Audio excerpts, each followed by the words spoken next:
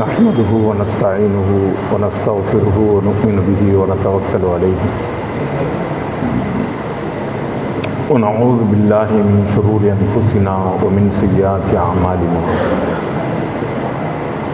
من يهده الله فلا مضل له ومن يضلل فلا هادي له ونشهد أن لا إله إلا الله وحده لا شريك له ونشهد أن سيدنا ومولانا محمدا عبده ورسوله صلى الله عليه وعلى آله وأصحابه أجمعين أما بعد فأعوذ بالله من الشيطان الرجيم شهد الله أنه لا إله إلا هو والملائكة وأولو العلم قائما بالقسط لا إله إلا هو العزيز الحكيم وعن معاوية رضي الله عنه أن النبي صلى الله عليه وسلم قال لا تزال طائفة من أمتي قائمة بأمر الله لا يضرهم من خذلهم أو خالفهم حتى يأتي أمر الله وهم ظاهرون على الناس أو كما قال النبي صلى الله عليه وسلم. وقال الإمام أحمد بن حنبل رحمة الله عليه حاجة الناس إلى العلم الشرعي أعظم من حاجتهم إلى الطعام والشراب. وقال الإمام الهمام بخاري عليه الرحمة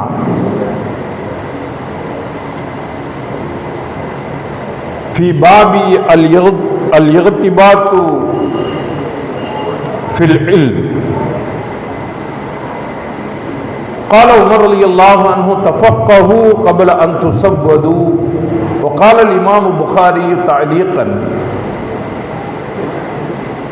وبعد أن تسودوا.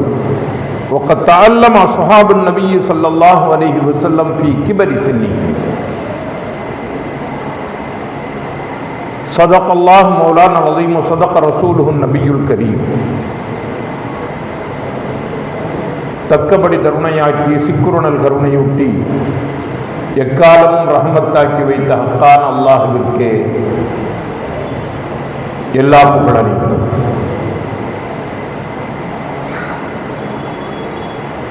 எத்துறைக்கும் வித்தகராய் இத்தரையில் வந்துதித்த சத்திய நபிகள் சர்தாரே கோமான் எம்மான் பெருமான் எம்பெருமானார் ஸல்லல்லாஹு அலைஹி வஸல்லம் அவர்கள் மீதும் அவர்களிடம் வழி நடந்த அன்னாரது குடும்பத்தார், கிளையார்கள், சஹாபாக்கள், தாபியீன்கள், தபா தாபியீன்கள், இமாம்கள், வலிமார்கள், நாதாக்கள், நல்லோர்கள், சுஹதாக்கள், சித்தீக்கீன்கள், சாலிஹீன்கள் அவர்கள் வழி அடிபிரளாது நம்மை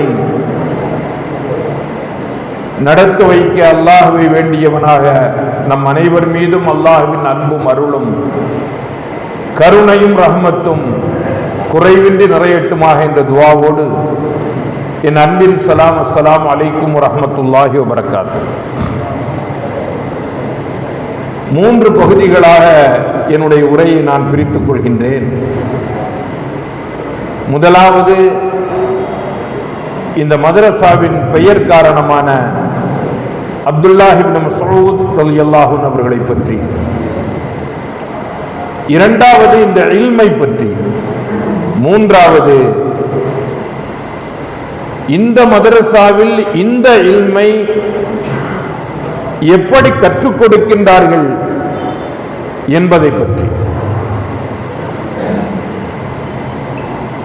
இந்த கடைசியா பேசுறவங்களுக்கு ஒரு பெரிய சங்கடம். நீங்க தான் பேச்சு, நீங்க தான் முத்தாய்ப்பா பேசணும் அப்படியெல்லாம் சொல்லிடுவாங்க.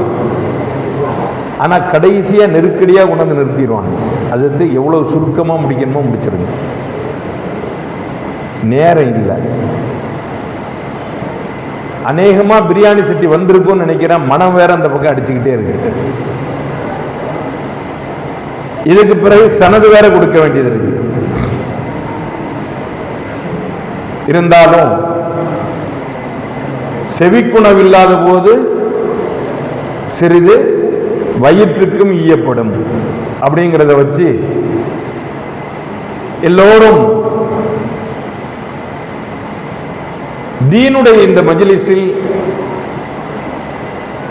இல்முத்தீன் என்ற மார்க்க கல்வியை பற்றி கேட்பதில் ஆவலாக இருக்கின்றீர்கள் என்ற உங்களுடைய முக மலர்ச்சியை நான் கண்டு, சரி நம்ம கொஞ்சம் பேசலாம் அப்படிங்கிற தைரியத்தோட பேச ஆரம்பிக்கிறேன். ஒரு காலம்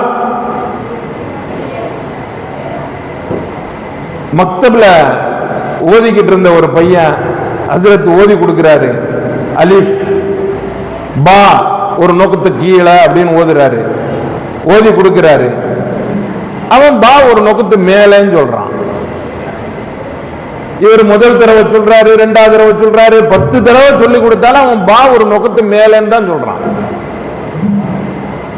என்னடா இது? அவருக்கு பயங்கர கோபம், டென்ஷன் ஏறிடுச்சு. 4 இழுத்துறாரு. ஆனா அந்த பையன் ஊர்லேயே ரொம்ப பெரிய தாதா ஆள், வில்லங்கமான ஆள். அவர் மகன். இவன் அடிச்சு முடிச்ச உடனே அழுதுகிட்டு நேர அத்தாட்ட போயிட்டான்.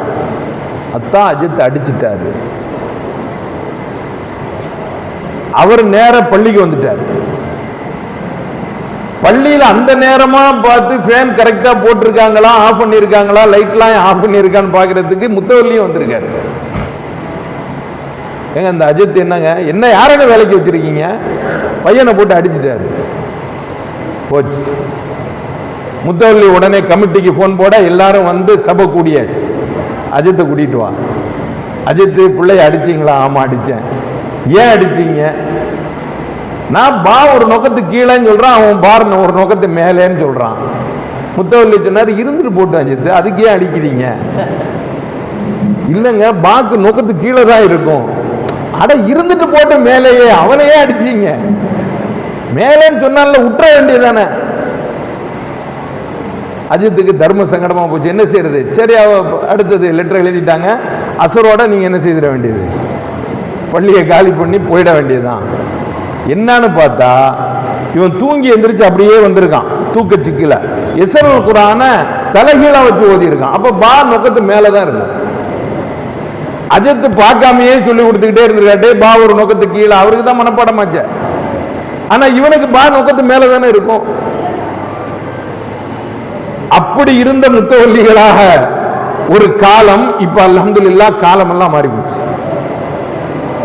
மஸ்ஜிதை பரிபாலிக்கக்கூடிய மக்கள் எல்லாம் அல்லாஹ்வினுடைய பேரருளால் இறையச்சம் மிக்கவர்களாகவும் தீனுடைய கல்வி அறிவுள்ளவர்களாகவும் இன்றைக்கு வர ஆரம்பித்து விட்டார்கள். அதனால இல்மு தீன், தீனுடைய கல்வியை தேடக்கூடிய தாகம் எல்லோரிடத்திலும் மிகைத்து விட்டது. அதனுடைய வெளிப்பாடுதான் அப்துல்லாஹ் இப்னு மஸ்ஊத் என்ற மிக பெரும் சஹாபி ரலியல்லாஹு அன்ஹு அவர்களுடைய பெயர்ல எல்லோருக்குமான தீன் கல்வி அப்படிங்கிற அமைப்பில் இந்த மதரசா நடந்து கொண்டிருக்கின்றது. இவங்க இவருடைய பெயருக்கும் இங்கு ஓதி கொடுக்கக்கூடியவர்கள் ஓதக்கூடியவர்களுடைய நிலைக்கும் நேர்முரண். அப்துல்லாஹ் இப்னு மஸ்ஊத் ரலியல்லாஹு அன்ஹு அவர்கள் சுமார் 63 ஆண்டு காலம் இந்த உலகிலே வாழ்ந்தார்கள். நபி அவர்களுடைய மிக அணுக்கமான ஒரு சஹாபாக்களில் ஒருவர். ஹிஜ்ரி 31 வரை 32ல தான் அவர்களுடைய வஃபாத். ஹிஜ்ரத்திற்கு 30 ஆண்டுகளுக்கு முன்னால் பிறந்தவர்கள். பெருமானார் ஸல்லல்லாஹு அலைஹி வஸல்லம் அவர்களுடைய கரத்தில் தங்களுடைய 15லிருந்து 17வது வயதிற்குள் இஸ்லாத்தை ஏற்றுக்கொண்ட 6வது நபர். மக்காவில் இஸ்லாத்தை ஏற்றுக்கொண்ட 6வது நபர் ஹஜ்ரத் அப்துல்லாஹ் இப்னு மஸ்ஊத். அதாவது உலைம் என்று சொல்லுவார்கள். மிகச் சிறிய வயதிலேயே அவர்கள் இஸ்லாத்தை ஏற்றுக்கொண்டு இஸ்லாத்தினுடைய கல்வியை படிக்க ஆரம்பித்து விட்டார்கள். பெரிய வயதில் ஆலிமாகுவதற்கு மதரசாவை நடத்தி சிறிய வயதிலேயே ஆலிம் பட்டத்தை பெற்றுக்கொண்ட அப்துல்லாஹ் இப்னு மஸ்ஊத் ரலியல்லாஹு அன்ஹு அவருடைய பெயரை வைத்திருப்பது அல்ஹம்துலில்லாஹ். இவர்களும் இந்த இல்மை கற்பதிலே தங்களுடைய இளவயதிலேயே இருக்கின்றார்கள் என்பதை உணர்த்தக்கூடியதாகவே இது அமைந்திருக்கின்றது. அல்லாஹ்வினுடைய இந்த இல்மை பெறுவது எப்படி? அல்லாஹ் கலிமாவை சொல்வதற்காக வேண்டி 4 நபர்களை குறிப்பிடுகின்றார். அதிலும் குறிப்பாக 3 பேர் தான்.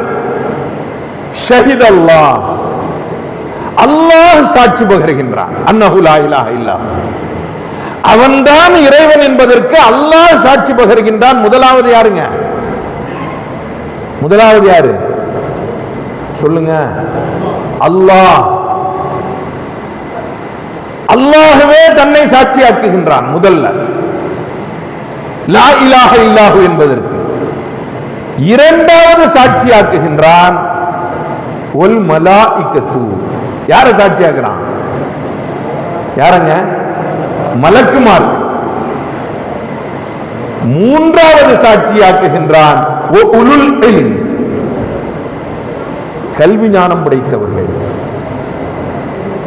மார்க்க அறிவை கற்றவர்கள். ஏகத்துவத்தை கொண்டு வருவதற்கு அல்லாஹ் சாட்சியாக்குகின்ற மூவரில் தன்னோடு இணைத்து தன்னுடைய இல்மையா கற்றுக்கொண்டார்களோ அவர்களை அல்லாஹ் தன்னோடு வைத்துக் கொள்கின்றான். லா இலாஹ இல்லாஹுல் அஸீஸுல் ஹக்கீம், அந்த ஞானமிக்க இறைவனே மேலானவன் என்று அந்த ஆயத்து முடிவடைகிறது. பேரன்பு மிக்கவர்களே, இந்த இல்முத்தீன் என்ற இந்த கல்வி ஞானம் மிக அடிப்படையானது. அதன் மூலமாகத்தான் இந்த தீன் உயிரோடு இருக்கின்றது.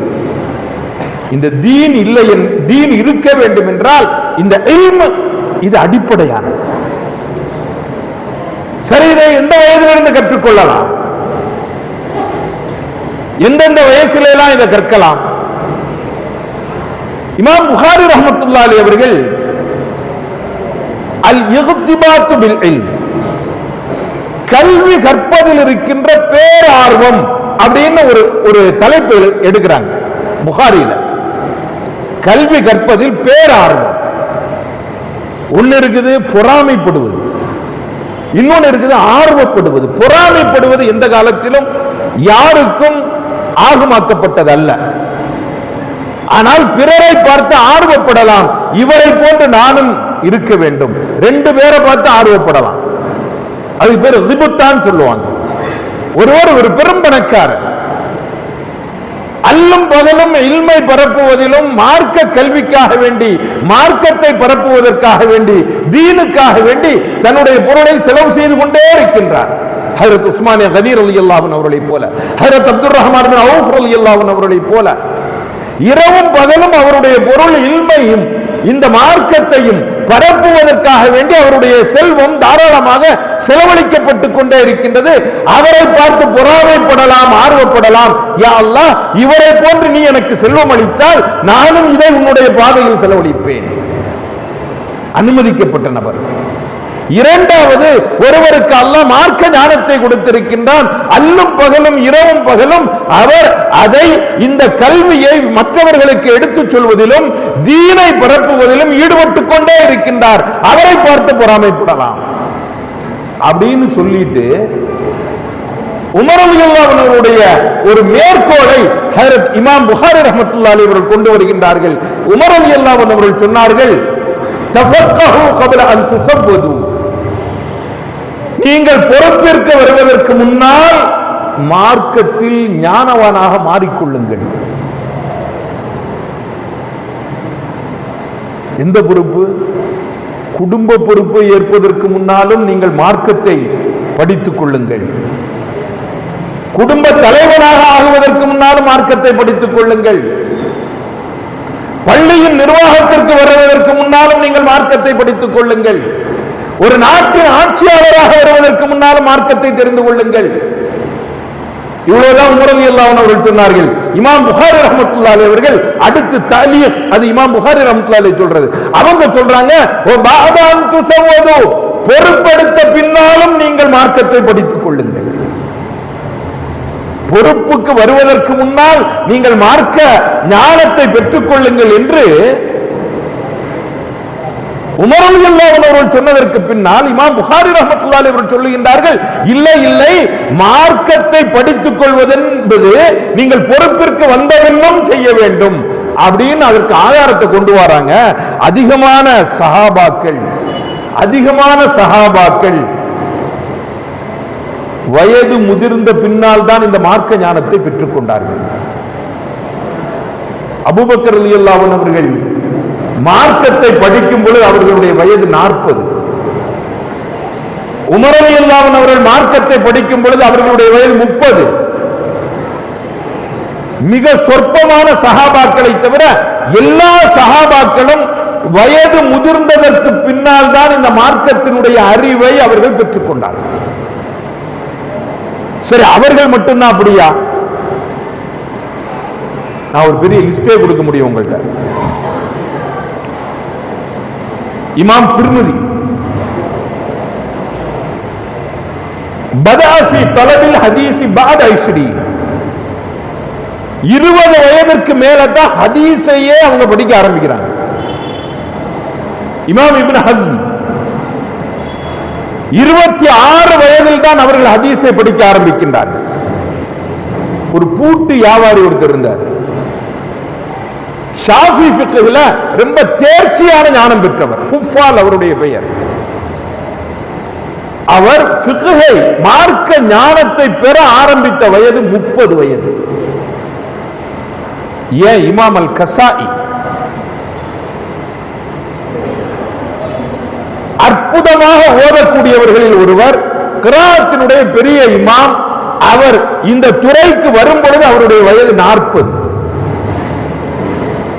இமாம் ஃபுதைல் இப்னு இயாத் இப்னு முபாரக் ரஹ்மத்துல்லாஹி அலைஹி அவர்கள் சொன்னார்கள், இந்த தரையில் ஃபுதைல் இப்னு இயாதை போன்று மார்க்க ஞானம் பெற்றவரையும் அல்லாஹ்வை அஞ்சுபவரையும் நான் யாரையும் பார்க்கவில்லை. இப்னு முபாரக் ரஹ்மத்துல்லாஹி அலைஹி அவர்கள் ஹனஃபி ஃபிக்ஹினுடைய உச்சபட்ச ஆதாரம்.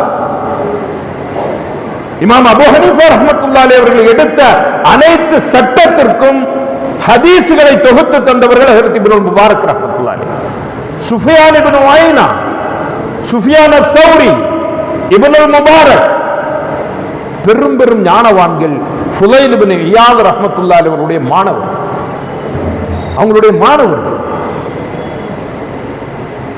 ஃபுதைல் இப்னு இயாத் ஏதாவது ஒரு ஹதீஸை எடுத்து சொன்னால் அதை மறுக்கக்கூடியவர் யாரும் இருக்க முடியாது. ஒரு தடவை ஒரு பெண்ணை காதலித்து வந்தார். அவர் ஃபுதைல் இப்னு இயாத் ஒரு பெண்ணை காதலித்து வந்தார். ஆக்சுவலா அவர் ஒரு கொள்ளை கூட்டம் வைத்திருந்தார். அந்த கொள்ளை கூட்டத்தினுடைய தலைவராக இருந்தார். ஒரு குறிப்பிட்ட 2 பகுதிகளுக்கு இடையிலே கொள்ளையடிப்பது இவர்களுடைய வழக்கம். அங்க யாரும் பெரிய வியாபாரிகள் அந்த இடத்தை தாண்டி போக முடியாது. அந்த கொள்ளை கூட்டம் ஒரு நாள் ஒரு இடத்திலே கொள்ளையடிப்பதற்காக வேண்டி தயாராக இருக்கும் பொழுது திடீரென தன் காதலியின் ஞாபகம் இவருக்கு வருகிறது. அந்த காதலியின் வீட்டிற்கு மேலே ஏறி கூரையை பிரித்துக் கொண்டு உள்ளே இறங்குவதற்காக வேண்டி தயாராக மேலே ஏறிவிட்டார். கூரையும் பிரிச்சாச்சு. உள்ள ஒரு அம்மா இருந்து ஓதிக்கிட்டு இருக்கு. ஒரு பெண்ணின் குரல், அலம் யஅனி லில்லதீன ஆமனு அன் தக்ஷா குலூபுஹும் லிதிக்ரில்லாஹ். அல்லாஹ்வின் அச்சத்தால் உள்ளங்கள் நடுங்கும் நேரம் இன்னும் வரவில்லையா அப்படிங்கிற ஒரு குரல் வருகிறது. அப்படியே ஸ்டென்னாய் நின்னுட்டார். அல்ஆன் வதஹானல் வக்த், நேரம் வந்துவிட்டது, அல்லாஹ்வினுடைய அச்சத்தால் உள்ளம் நடுங்கும் நேரம் வந்துவிட்டதுன்னு மேல இருந்து தரதரதான் கீழே இறங்கிறார். தன்னுடைய கூட்டாளிகளிடத்திலே சொன்னார், இனிமேல் நான் இந்த தொழிலை செய்ய மாட்டேன், நான் விட்டுவிடப் போகின்றேன். அல்லாஹ் என்னுடைய உள்ளத்தில் இறையச்சத்தை கொடுத்து விட்டான். டக்குன்னு அடுத்த வார்த்தை சொன்னாரு, யா அல்லாஹ், இரவில் மனிதர்கள் உன்னை வணங்கி உன்னை தொழுது உன்னிடத்திலே தௌபா செய்து இறைஞ்சிக் கொண்டு கண்ணீர் வடித்துக் கொண்டிருக்கும் பொழுது யார் பொருளை தேடலாம் என்று இருட்டை நான் பயன்படுத்திக் கொண்டிருக்கின்றேன், என்னை நீ மன்னிப்பாயா? அல்லாஹும்ம இன்னி கது துபுத்து இலைக்க, நான் உன்பால் வந்து உன்னிடத்திலே பாவ மன்னிப்பு தேடி இரட்சித்து மன்றாடுகின்றேன்.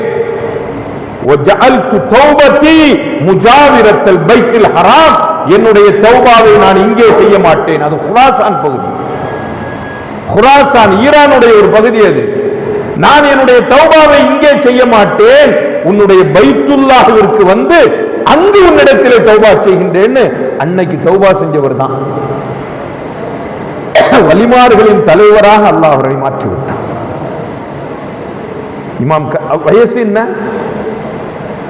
வயசுலாம் முடிஞ்சு போச்சு, வயசுலாம் முடிஞ்சு போச்சு அவருக்கு. அதற்கு பிறகுதான் அவர் இந்த தீனிலே மிக பெரும் விளக்கம் உள்ளவர்களாக மாறினார். இமாம் கசாயி என்று ஒருவரை கூறினேனே, 40 வயதில் இந்த தீனை படிக்க ஆரம்பிக்கின்றார்கள். ஒரு முறை இவங்க ஒரு பெரிய இமாம், நஹ்வு என்று சொல்லப்படக்கூடிய அரபி இலக்கணத்தில் தேர்ச்சியானவர்கள். அது இமாம் மஹதி, கலீஃபா மஹதியினுடைய காலம். கலீஃபா மஹதி தன்னுடைய மகன் ஹாரூன் அர் ரஷீத் அவருக்கு கல்வி கற்றுக் கொடுப்பதற்காக வேண்டி ஒரு உஸ்தாதை நியமிச்சிருந்தாங்க. தர்பார், அரச தர்பார், கலீஃபாவினுடைய தர்பார்ல கலீஃபாவினுடைய மகனுக்கு கல்வியை கொடுக்க வேண்டும் என்றால் அவர் எத்தனை பெரிய ஞானம் படைத்தவராக இருப்பார். கல்வி எப்படி கற்றுக் கொடுக்கின்றார் என்பதை பார்ப்பதற்காக வேண்டி இமாம் கலீஃபா மஹதி வருகின்றார். ஹாரூன் ரஷீத் பாதுஷாவினுடைய தந்தையின் பெயர் மஹதி. வந்தவர் பார்க்கின்றார், மிஸ்வாக் செஞ்சுக்கிட்டு இருக்கிறாங்க, பல் துளைக்கிக் கொண்டிருக்கின்றார். ஒது செய்வதற்கு முன்னால் கலீஃபா அங்கேயே உட்கார்ந்து தன்னுடைய உஸ்தாத் இடத்திலே, தன்னுடைய மகனுடைய உஸ்தாத் இடத்திலே கேட்கிறாங்க, உஸ்தாத், மிஸ்வாக் செய்வதற்கு ஃபஅலுல் அம்ர், அம்ர் ஃபஅல் என்ன? மிஸ்வாக் செய்யும் சொல்றதுக்கு ஏவல் பொருள் தரக்கூடிய ஒரு ஃபஅலை சொல்லுங்க அப்படிங்கிறார். உஸ்தாத் சொன்னாங்க, இஸ்தக், மிஸ்வாக் செய், இஸ்தக். பக்கத்தில் இமாம் கசாய் ரஹ்மத்துல்லாஹி நின்னுகிட்டு இருக்கிறாங்க. அப்ப கேட்டாங்க, திருப்பி கசாய் இடத்துல திரும்பி கேட்டார்கள், நீங்க இதுக்கு அம்ரு ஃபஅல் சொல்லுங்க. இமாம் கசாய் ரஹ்மத்துல்லாஹி அவர்கள் சொன்னார்கள், சுக், அவ்வளவுதான். சுக், இஸ்தக் இல்ல, சுக் அப்படின்னு. மஹதி சொன்னார், அஸபுத்த வஹஸன்த, ரொம்ப கரெக்டா சொன்னீங்க. வஅமர லஹு பிஅஷரத்தி ஆலாஃபி திர்ஹம், உடனே கட்டளை இட்டாங்க, இவருக்கு 10,000 திர்ஹம் அன்பளிப்பாக கொடுங்கள் அப்படின்னு சொல்லிட்டு அடுத்தது சொன்னாங்க, உஸ்தாத் நீங்க கிளம்பலாம், இனி என்னுடைய மகனுக்கு கல்வி அறிவு கொடுப்பதற்காக வேண்டி இமாம் கசாயியை நான் நியமிக்கின்றேன் என்று சொல்லி மஹதி, கலீஃபா மஹதி அவரிடத்தில் தான் பயின்றார். கலீஃபா ஹாரூன் ரஷீதும் அவரிடத்தில் தான் பயின்றார். அவர்களுடைய 2 பிள்ளைகள் மஅமூன், அமீன், 3 பேர், 4 பேர்கள் மொத்தம் அவர்களிடத்தில் தான் பயின்று அவர்கள் செய்த ஆட்சி தான் இஸ்லாமிய ஆட்சியிலேயே பொற்காலம் என்று போற்றப்படுகிறது. இதை கொடுத்தது யார்? இமாம் கசாய் ரஹ்மத்துல்லாஹி. இஸ்லாமிய வரலாற்றின் கற்றறிந்த அறிஞர்களிலேயே மிக உச்சமான இடத்தில் இருந்தவர்கள். அவர்கள் கற்பதற்காக வேண்டி தேர்ந்தெடுத்த வயது 40 வயதில் தான் படிக்கவே போறாங்க. மாமூன் ரஷீதினுடைய அவை நிரம்பி இருக்கின்றது. கலீஃபா ஹாரூன் ரஷீதினுடைய அவை காலியுல் குலாத், சீஃப் ஜட்ஜ்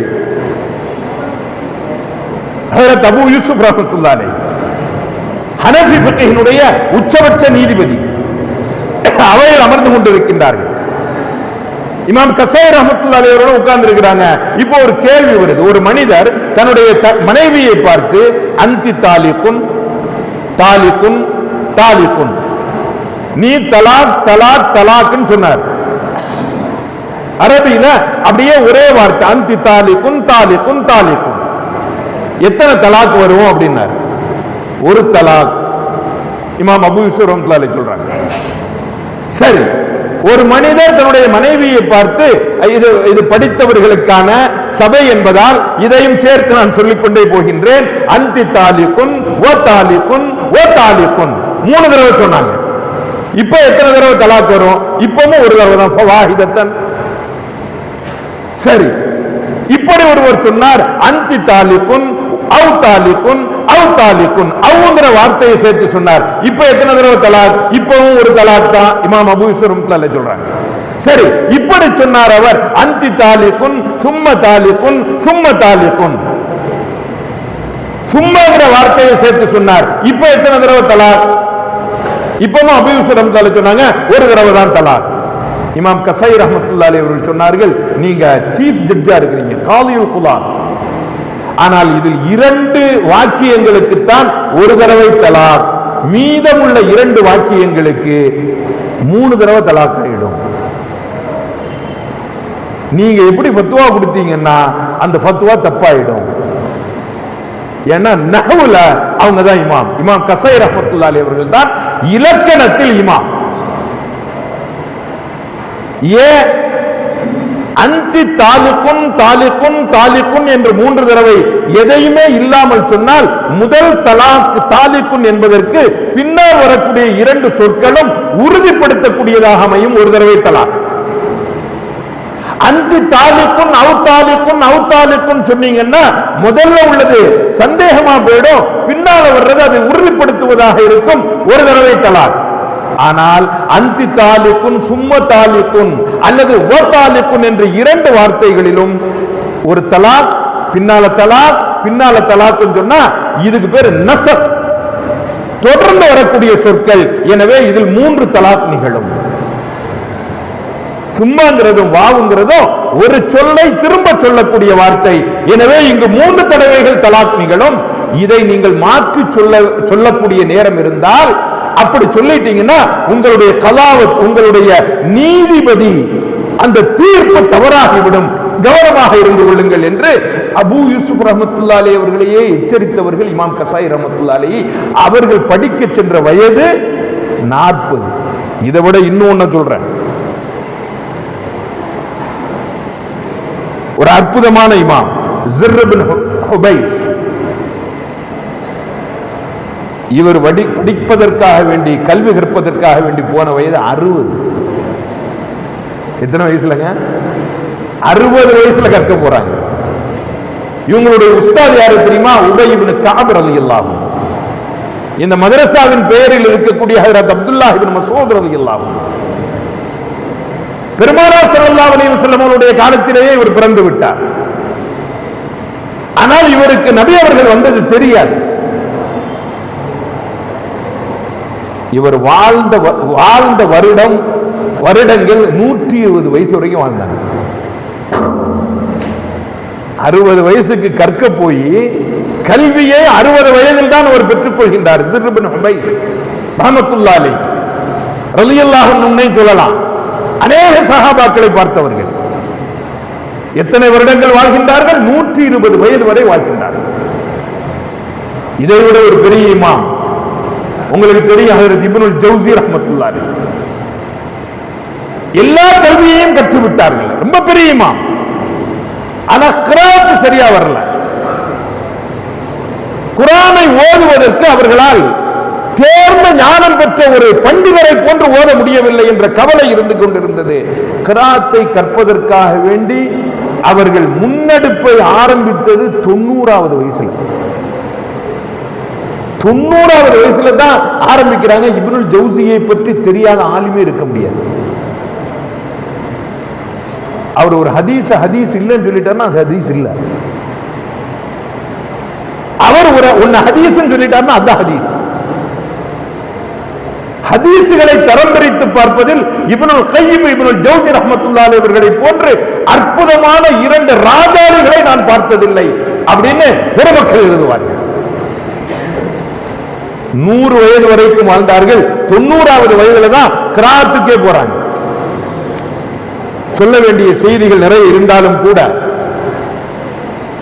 தங்களுடைய வயது முதிர்வின் காரணமாக கல்வியை பிற்படுத்தாத இந்த பெருமக்களினுடைய வாழ்க்கையை நான் உங்களுக்கு பாடமாக சொல்வதற்கு காரணம், யாரும் அதில் பின்தங்க வேண்டிய அவசியம் இல்லை. கற்க வேண்டும், இல்முத்தீனை படிக்க வேண்டும், மார்க்க கல்வி எனக்கு வேண்டும் என்று யார் ஆசைப்பட்டாலும் அதற்கு யாரும் தடையாக வரவே முடியாது. யாரும் தடை செய்ய முடியாது. தடை செய்பவர்கள் பாவம் செய்கின்றார்கள். நான் கற்க வேண்டும் என்று என்னுடைய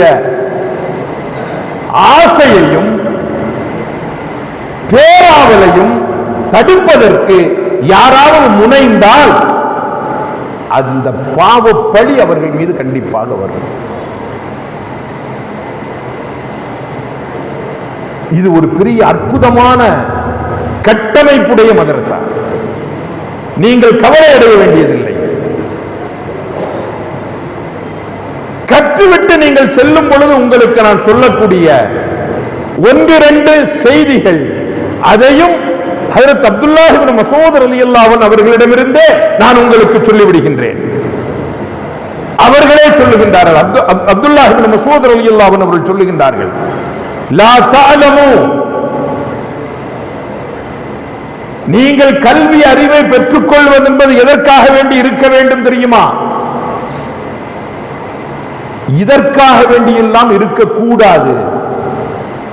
லித்வாரு பிஹி சுஃபஹா, அறியாத மக்களிடத்திலே பெருமை அடிப்பதற்காக வேண்டி நீங்கள் கற்றுக்கொள்ளக் கூடாது. ஒருத்தர் அறியாமையில் இருக்கின்றார், அவருக்கு தெரியல, அவருக்கு முன்னால் நின்று நான் எவ்வளவு பெரிய ஆள் தெரியுமா, நான் எத்தனை டிகிரி படிச்சிருக்கேன் தெரியுமா, நான் எவ்வளவு பெரிய ஆளும் தெரியுமா, இந்த செருக்குக்காக வேண்டி நீங்கள் கல்வி இருக்கக்கூடாது. கல்வி அறிவுள்ளவர்களோடு மோதி நான் பெரிய ஆள் என்று வெளியே காட்டுவதற்காக வேண்டி கூடாது.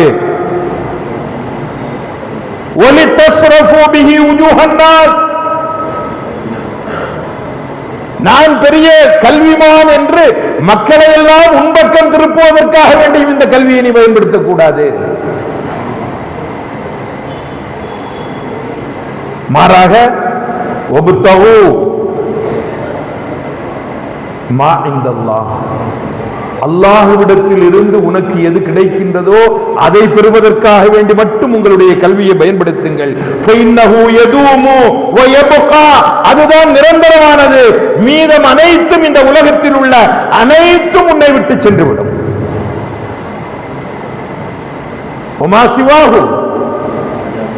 இந்த கல்வியை தவிர உள்ள அனைத்தும் எல்லாம் போயிடும், அழிஞ்சு போயிடும். கூனு யனாபி அல் இல்ம், உங்களுக்கு முன்னால் இருந்த அந்த பெருமக்கள் கல்வியின் ஊற்றுக்கண்களாக இருந்தார்கள். மசாபிஹுல் ஹுதா, நேர்வழியின் கலங்கரை விளக்கமாக இருந்தார்கள். ஆனால் அவர்களுடைய வாழ்க்கை எப்படி இருந்தது தெரியுமா? ஹல்கான் சௌ, கசங்கிய உடை அணிந்திருந்தார்கள்.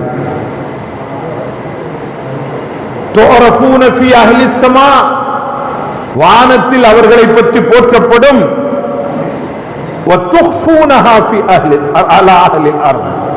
இந்த உலகத்தில் உள்ளவர்களிடம் இருந்து மறைந்திருந்தார்கள். உங்களுடைய கல்வி இப்படியான ஒரு கல்வியாக இருக்க வேண்டும். சாஹிபுல் இல்ம் ஃபயஸ்தாது ரிவர் ரஹ்மான், கல்வி உடையவர் அல்லாஹ்வின் திருப்திக்காக வேண்டி அதிகம் அதிகம் தன்னுடைய கல்வியை வைத்து இபாதத்திலே மூழ்கி இருப்பார்.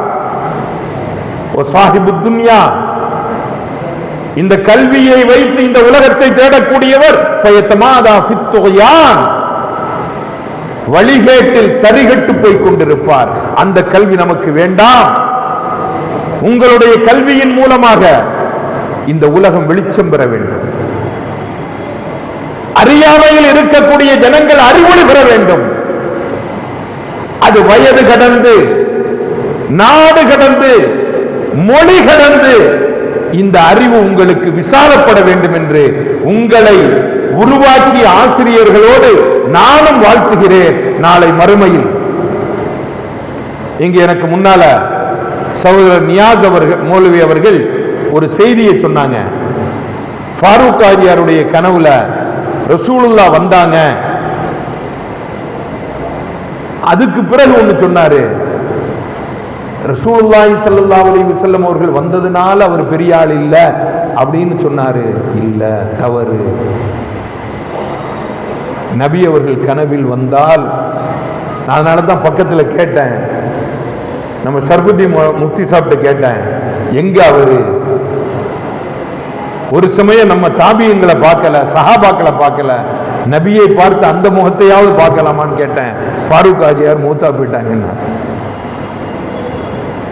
நபியை பார்த்து அந்த சீதேவியாவது நம்ம பார்த்திருக்கலாம். ரசூலுல்லாஹ் வந்துட்டு போகல, வந்துட்டு உங்க 2 பேர் பேரையும் சொல்லி இருக்கிறாங்க, சலாம் சொல்லி இருக்கிறாங்க. நான் மிகவும் கீழானவன், என்னை பற்றி அப்படி யாரும் சொன்னதாக என்னிடத்தில் யாரும் சொல்லவில்லை. உங்கள் இருவரை பற்றியும் நபி அவர்கள் சலாம் சொன்னதாக சொன்னதற்கு பிறகு உங்களுடைய பொறுப்பு இன்னும் அதிகமாகிறது.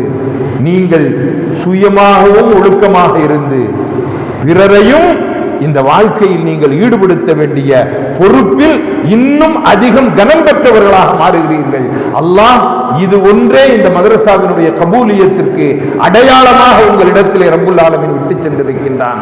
வாழ்த்துக்கள் மட்டுமல்ல, அல்லாஹ்வுடைய ரசூலினுடைய தப்ஷீர் முபஷ்ஷிர், அவர்களுடைய புஷ்ரா நற்செய்தியையும் இந்த இடத்திலே நான் உங்களிடத்திலே சொல்லி அல்லாஹ் இந்த மதரசாவை மென்மேலும் வளர்த்து மேலோங்க செய்வானாக.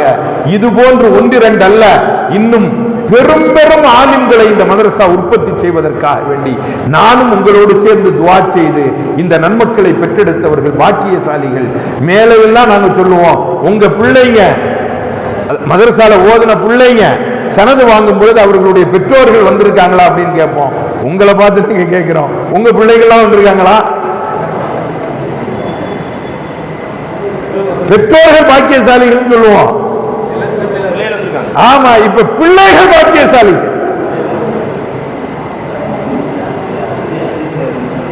அல்லாஹ் வாழ்த்துக்களை கூறி அமைகின்றேன். வாஹிரு தஅவானா அல்ஹம்துலில்லாஹி ரப்பில் ஆலமீன். அஸ்ஸலாமு அலைக்கும் வரஹ்மத்துல்லாஹி வபரகாத்துஹு.